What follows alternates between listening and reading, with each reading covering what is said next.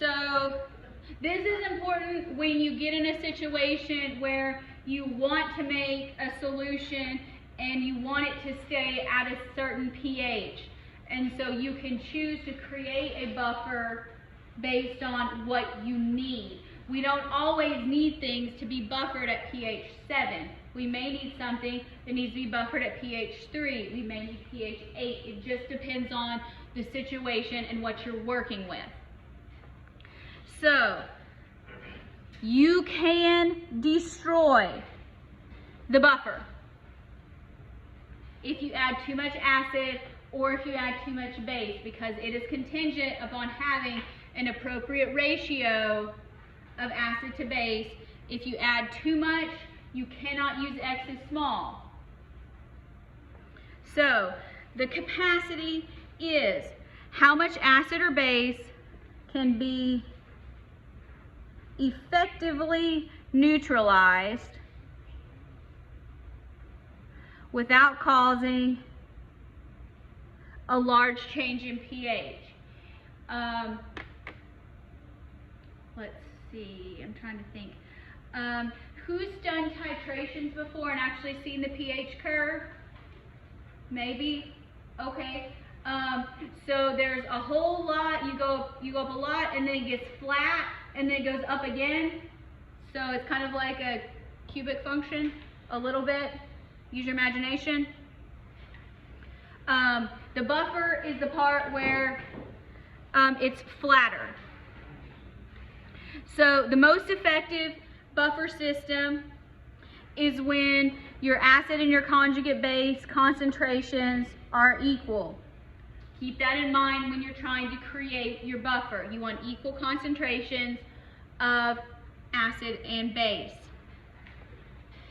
So you want your ratio, again here, base over acid, so this is conjugate base over acid, base over conjugate acid, if you prefer.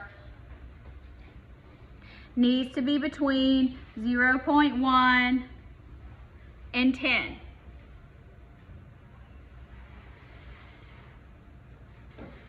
So one of them cannot be more than 10 times of the other one. So you don't want 10 times as much acid or more than 10 times as much base. So your lowest effective pH is when you don't have very much base. So when your base is 10%, or if you prefer decimals, your ratio is 0.1.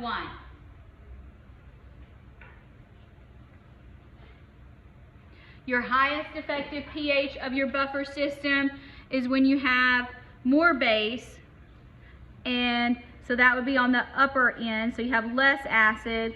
So when your base is 10 times the acid, or you can just say 10. So that's where these come from. This is going to be low pH. This is going to be the high pH.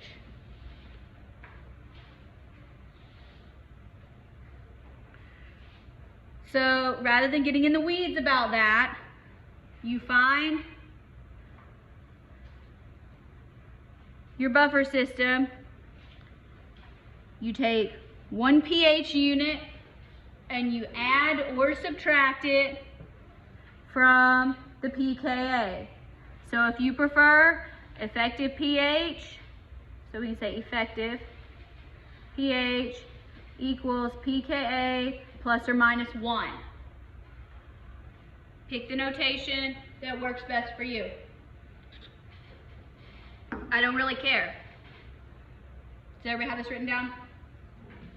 Not yet. Turn the page. So, because this is what the questions will look like. You want to make a buffer solution and you want to buffer it. You need it to be pH 4.25. Which one of these four is going to be the best choice?